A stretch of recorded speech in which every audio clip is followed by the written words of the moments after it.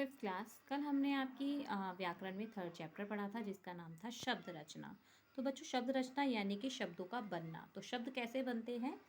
तो बच्चों, हमने पढ़ा था कि वर्णों के सार्थक मेल से शब्द बनते हैं। ठीक है, वर्णों के सार्थक मेल से, सार्थक यानी कि सही मेल से। जब हम वर्णों को सही तरीके से जोड़ते हैं तो क्या बनता है? हमारा सही शब्द बनता है जिसका अर्थ होता है। ठीक है, अगर हम वर्णों को गलत तरीके से जोड़ देते हैं तो वो क्या होता है? हमारा निरर्थक वर्ड शब्द बन जाता है, यानी कि गलत वर्ड बन जाता है जिसका कोई अर्थ नहीं होता है। ठीक है, तो शब्दों के वर्णों के सार्थक मेल से शब्द बनता है और शब्द के दो भेद होते हैं, सार्थक और निरर्थक।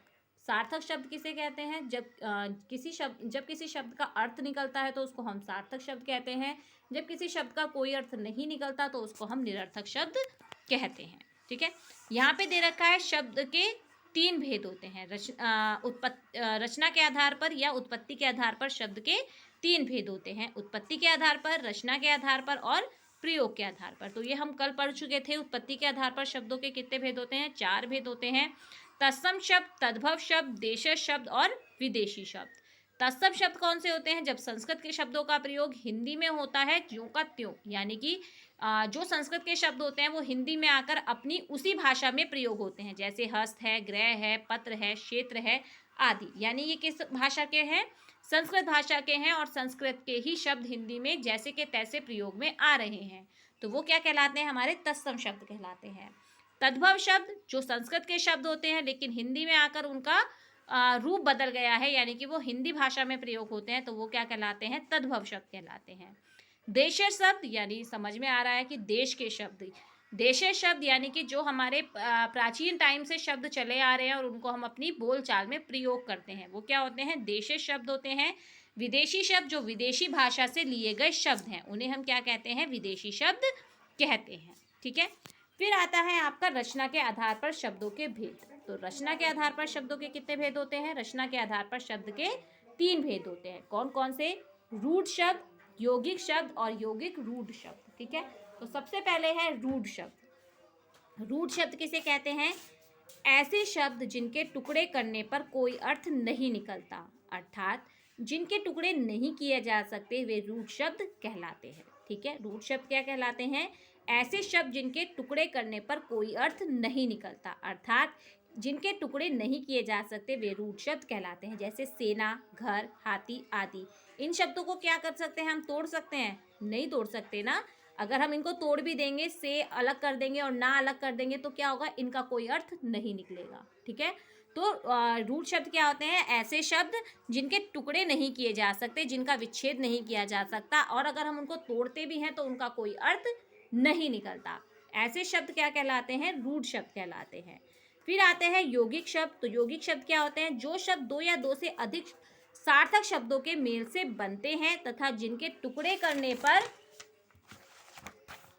प्रत्येक शब्द का कोई विशेष अर्थ नहीं निकलता है, यौगिक शब्द कहलाते हैं। यौगिक शब्द क्या होते हैं? जो दो या दो से अधिक शब्दों के सार्थक मेल से बनते हैं, यानी कि सही मेल से बनते हैं, और जब हम उनको तोड़ते हैं तो उनका क्या निकलता है? एक विशेष अर्थ निकलता है। जैसे देवदूत है ना, देवदूत अगर हम इसको तोड़ेंगे, देव और दूत, तो देव यानी भगवान और दूत माने कि जो दूत मतलब एक कुछ भी बात को कहने के लिए जब कोई व्यक्ति भेजा जाता है तो उसको हम दूत बोलते हैं। देवदूत यानी कि देवता का दूत।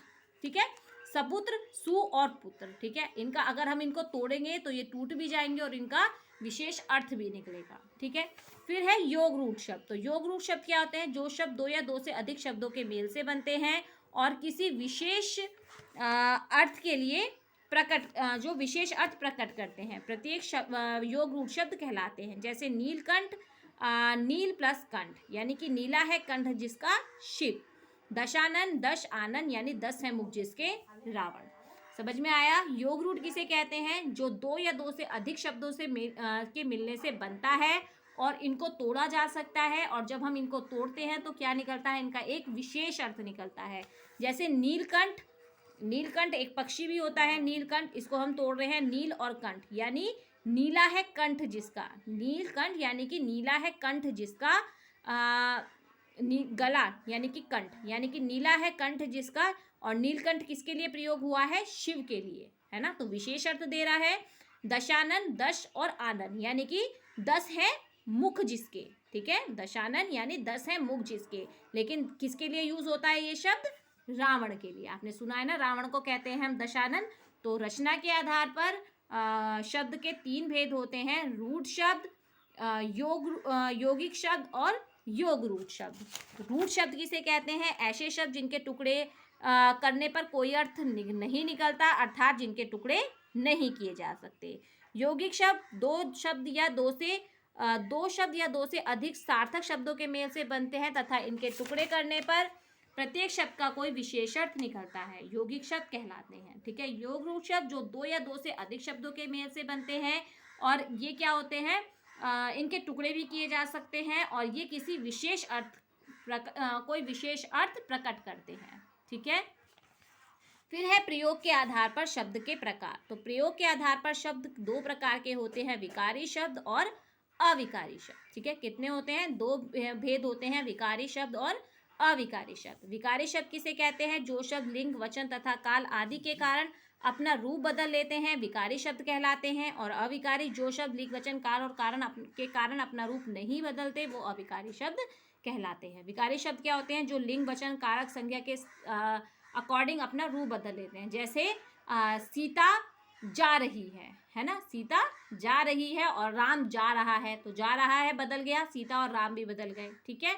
और अविकारी शब्द क्या होते हैं? वो अपना रूप नहीं बदलते। जैसे सीता धीरे धीरे जा रही है, राम धीरे धीरे जा रहा है, तो धीरे धीरे बदला नहीं बदला ना, सीता और राम बदल गए, जा रहा है जा रही हो गए, वो बदल गए, लेकिन क्या नहीं बदला? धीरे धीरे नहीं बदला। तो विकारी शब्द क्या होते हैं? जो लिंग, वचन, कारक के कारण अपना रूप बदल लेते हैं, तो वो विकारी शब्द होते हैं। जो अपना रूप नहीं बदलते वो क्या होते हैं? अविकारी शब्द होते हैं।